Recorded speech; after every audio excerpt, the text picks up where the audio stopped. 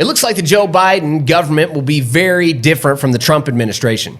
A tribute to Mike Pompeo and Sheldon Adelson. A message of hope during these times of turmoil. This and much more right here on the Joshua and Caleb Report. In a world plagued with anti-Israel propaganda, HaYovel presents the Joshua and Caleb Report, a positive voice of truth straight from Israel's heartland.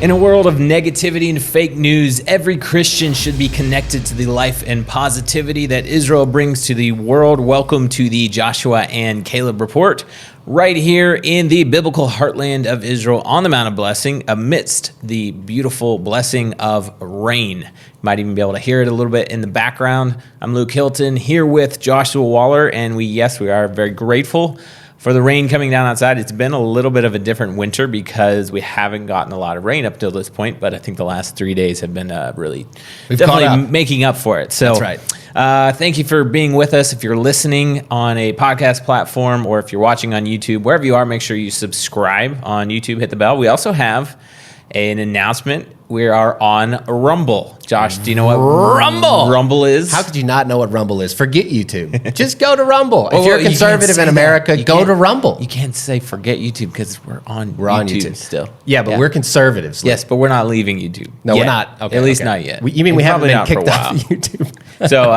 hey. You can't say that either? No, you can't say that. Whatever. Anyways, we're on Rumble. You can look us up on there, the Joshua and Caleb Network. And we'll be posting our videos and different shows there in the coming weeks and months. We'll see how that goes. So you can also subscribe there. I haven't checked. I'm assuming you subscribe there. You know, sometimes you follow, sometimes you subscribe. I know it's free. So just do whatever you need to do on the platform you're on. Also, if you're listening on the podcast, you might miss out on a little bit of content today. We got a field update, which you really need to see. So not saying you have to go to YouTube or Rumble, but if you want to get the full episode, you may want to head over there and check that out. Many of you, especially if you're Americans, are probably watching what's going on with the inauguration. This show will be posted on Inauguration Day in America, and whether you're in turmoil, confused, whatever's going on, we have a special message from the Executive Director of HaYovel. The Joshua and Caleb Network is powered by HaYovel, and Zac put together an amazing messages of inspiration, I think, call to action. What can we do as believers, as Christians, as conservatives moving forward in these uncertain days ahead? So let's watch the video from HaYovel's Executive Director, Zac Waller. For American conservatives, it's been a very difficult few months. Not only is the country reeling from a pandemic, riots on the streets, and fake news, but today, a man who opposes most, if not all, fundamental conservative values is being sworn in as the U.S. president. The leadership majority in the House and the Senate hold the same worldview. Those are the facts, but I'm not here to criticize or complain. I'm here to speak a word of hope. Please allow me to speak from my heart. What has been done is done. What we need to do now is strategize for how to move forward. First, I'd like to speak a few words of encouragement. God is still on his throne, and he is in control. Do not lose your trust in him or your resolve to serve him, no matter what is going on around you. Throughout history, we have seen many ups and downs, but God's people have always overcome. It is important for all of us to accept the fact that God raises up rulers, and even the ones who seem to oppose him still serve his purposes. There are 4 things that, if we embrace them, I believe will bring healing to our land. Number 1, submit to God, pray, read your Bible, and connect to God's chosen land and people, Israel. When we seek God, he gives us the peace that passes understanding. Secondly, do not be so desperate that you fall for every bit of information that you think will help your cause.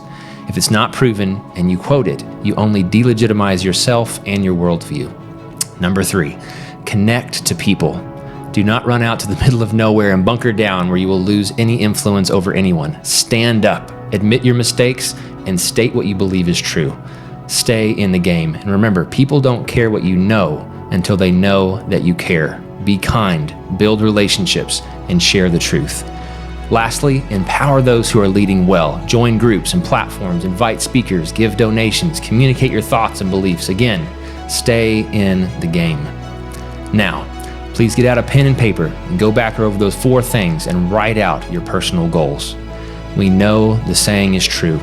The only thing needed for evil to prevail is for good men to do nothing. It's time. Let's move. You can make a difference.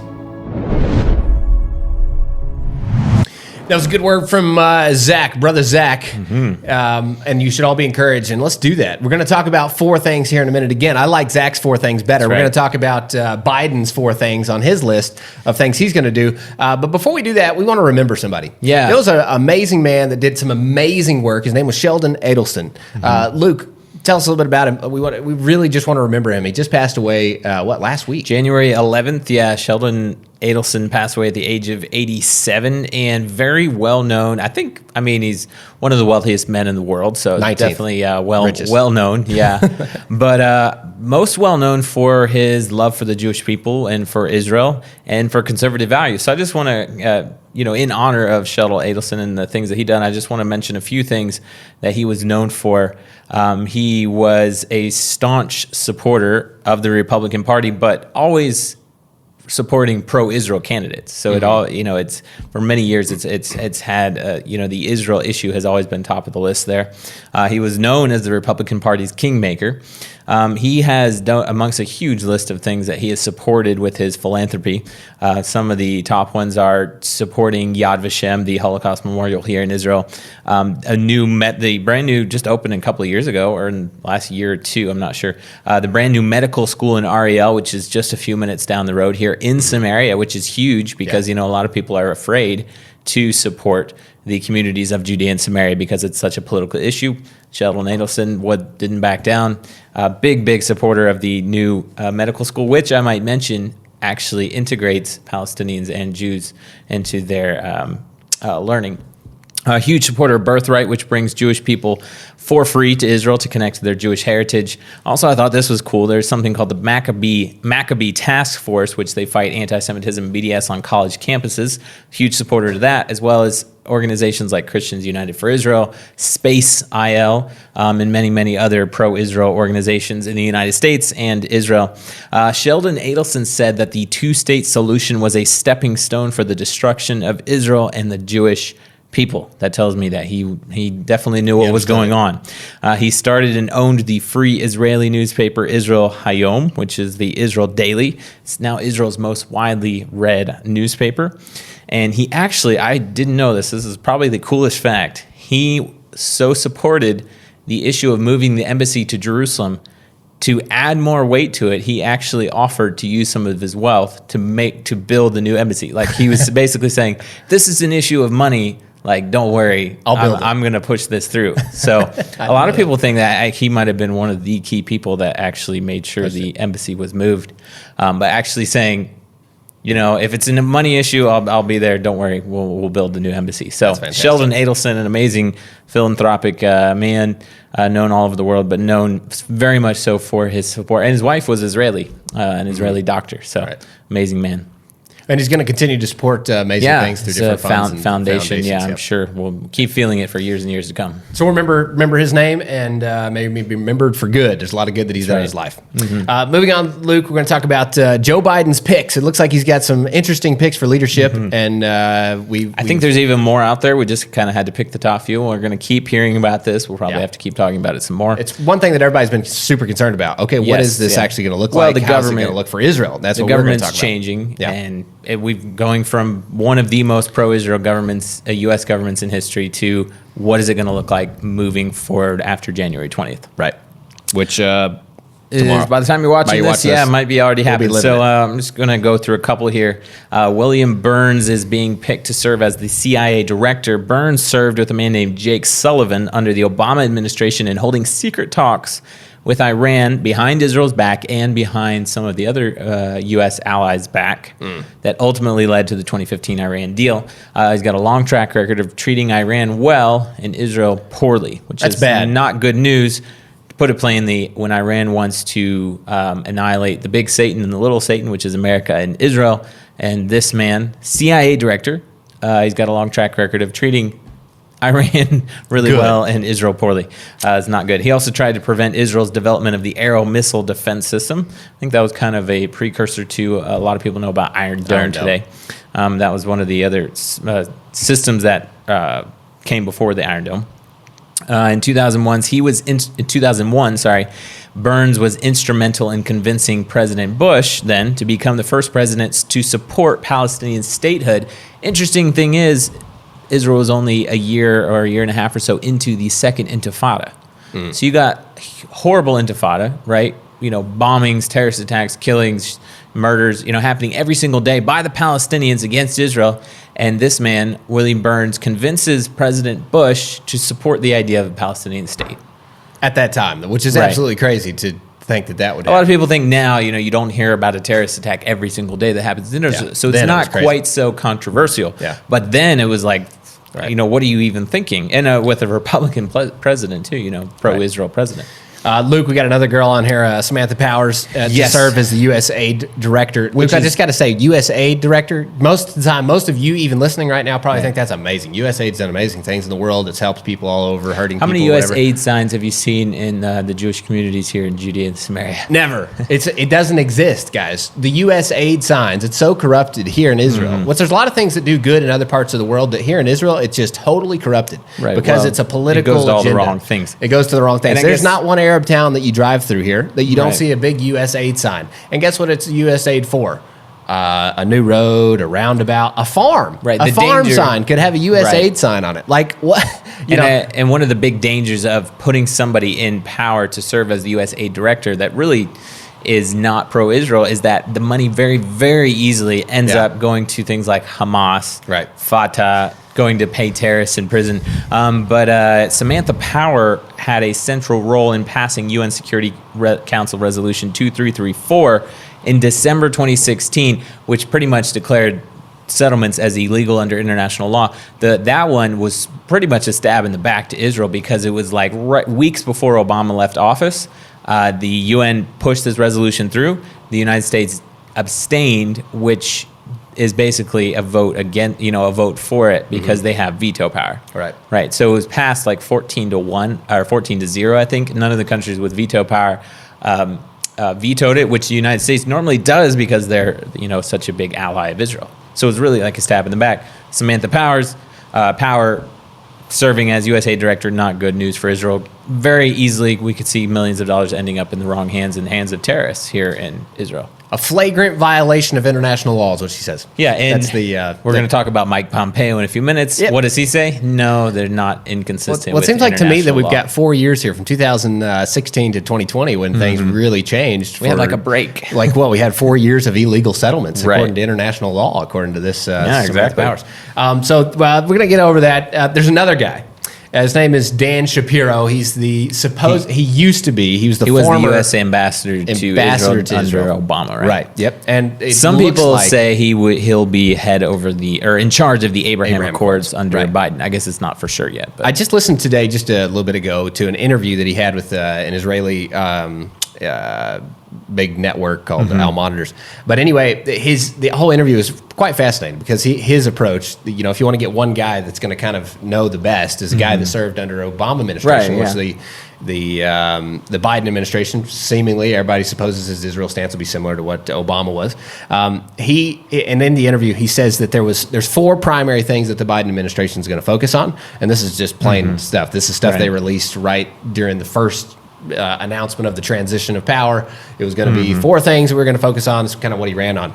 Getting the COVID-19 thing fixed out, however they're going to do that. Probably more lockdowns, however you can. They've already started. They've already overturned the lifting of the travel ban that Trump just lifted. Now they're overturning it. Okay. More stuff like that. Economic recovery, racial justice, and climate change. Aren't those the biggest things in the world? Anyway, that's what they're focusing on. It seems like to me there's bigger things. Did foreign policy even make it on the list? Racial justice after the first. Yeah, foreign policy. I don't know, is somewhere way down the list. But when he did ask him about foreign policy, he said, according to at least Dan Shapiro, they're going to focus on global alliances and global leadership, mainly focusing on the U.S. rivalry with China and Russia. Those are big issues. Yeah, you can admit that. But I don't What know about- that I what would about say something called Iran? that they're bigger than Iran. I don't think I would say that they're bigger than Iran, and I don't think they have a better ally in the world than Israel. Right. And so to not, Well, especially in the Middle East. Yeah, and if well, Iran isn't wants to- Israel, well, now they have the UAE, but now no, they have Israel the UAE. was the only ally in the Middle East. Definitely the best, though. right. So They should according at to least that, make the list. I think Iran should be pretty high on the list. Josh, I just want to, just quickly, in case you forgot how bad the Iran deal was, I just want to just run over the bullet points real quick. Yeah. 2015 Iran deal basically opened the path to a nuclear arsenal. I got to tell you, Dan Shapiro, Yeah. he thinks that the whole that Trump was the problem with Iran because Well, you know, Biden wants to return to the Iran deal, but Iran's already said We're not we doing don't- that." We're not doing that. Yeah, you know, yeah. they realize they don't even need that anymore. They don't even need the United States anymore. So there's some pretty misunderstood. Basically, the bottom Logic line here. is that it opened the path to nuclear power by Right. 2025, which is not that far away, and some people think it could be a lot closer. Permitted Iran to enrich uranium, didn't touch their ballistic missile program, gave Iran the power to decide which nuclear sites UN inspectors could enter. I kind of feel like you should ask a 10-year-old if they thought that was a good idea, and maybe they could, they would probably Help you. know if that was a good idea or not. It also gave Iran a direct payoff of $150 billion, including $1.7 billion in cash. Did you say Obama actually flew the plane In himself cash, over yeah. there? Dropped off some pallets of cash. Dropped to off some Iran? pallets of cash. So maybe we'll start seeing some stuff like that again. Yeah. So who knows? And you wrote down here that Iran could be. Some people think they could be months away from nuclear power. Yeah, no. Dan Shapiro said.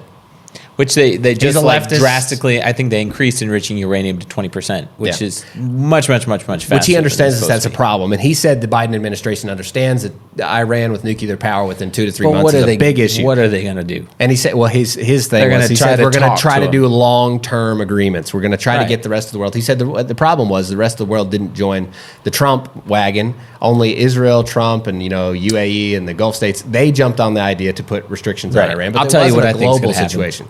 If Iran comes to some kind of agreement or deal with the United States, that means they've already hit nuclear power, and so they can afford to look good on the outside, Yeah. and no telling what they're actually going to Yeah. do. Well, so danger for we'll see America, yeah. danger for Israel, danger for the UAE now, and Bahrain and Morocco and all these other. I think that the Biden administration is certainly going to bring it up. They're going to talk about it. They're going to try to do something Right. with Europe, and they're going to They're try gonna to do talk other about things to pull a greater. I think talking is a great idea. Yeah, especially when you're 2.5 months or 3 Right. months away from nuclear power and destroying the world.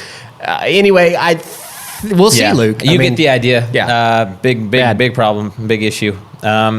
When Biden comes to Israel, I want to talk Yeah. about that real quickly. We've talked about it before, according to Dan here, and we're focusing on Dan because it's possible that he will return to some kind of position. So, Yeah. and his position before, he says the Biden administration obviously wants to negotiate for a Palestinian state. The two-state solution is the primary policy as it comes to the Biden administration. The approach, here's the approach, and this is word for word, basically what he says. He says the Arabs want to stop the pay to slay.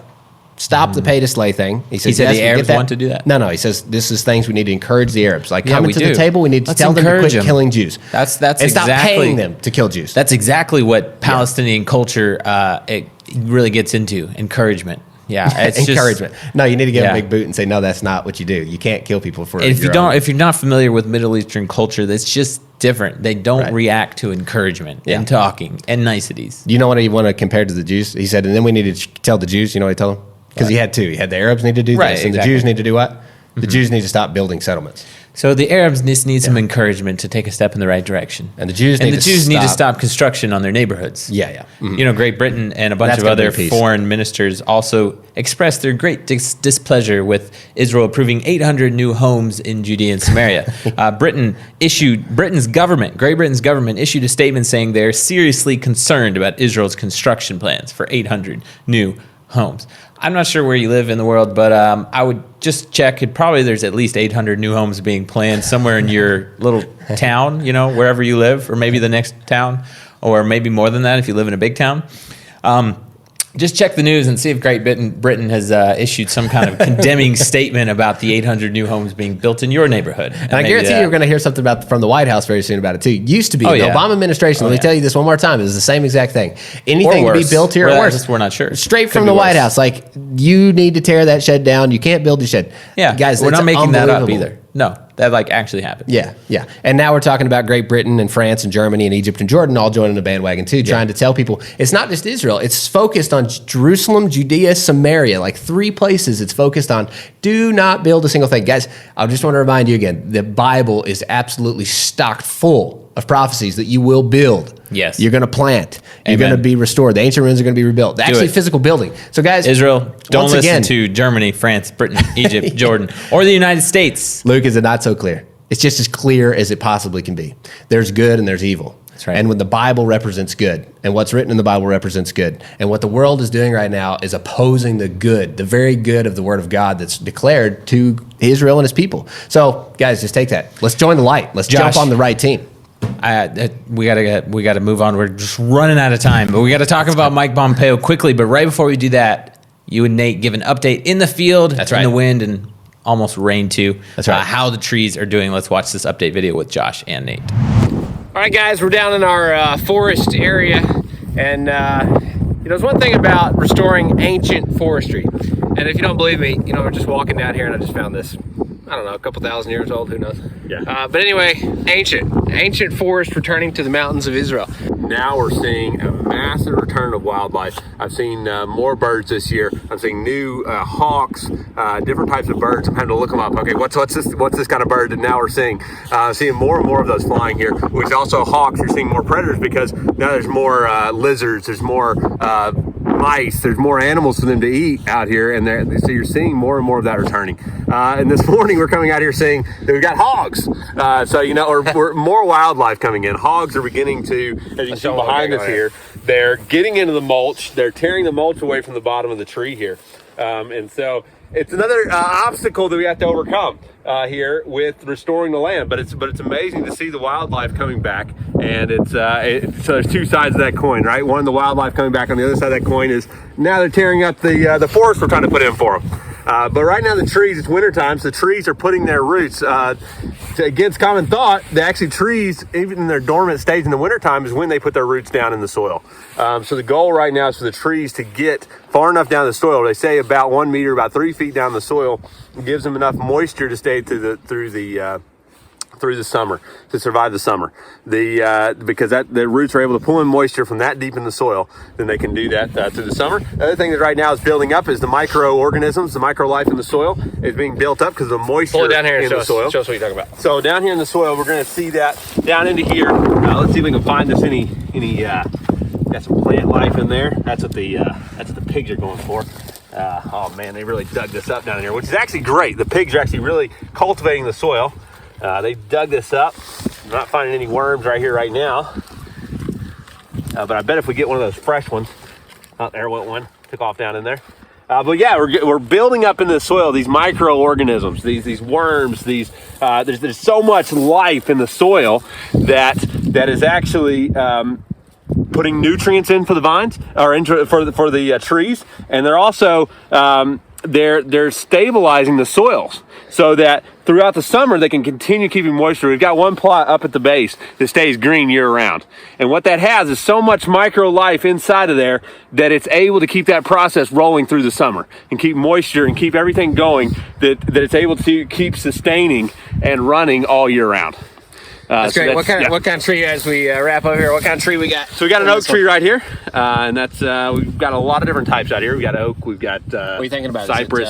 Is this tree looking healthy? This tree's looking fantastic. This tree's looking really good. And so the pigs did not take out the tree. They've just they've the cultivated around it a little bit. Where we're gonna have to come back and rake that mulch back in on the tree to keep the moisture in. All right, guys, a little update from the forestry project.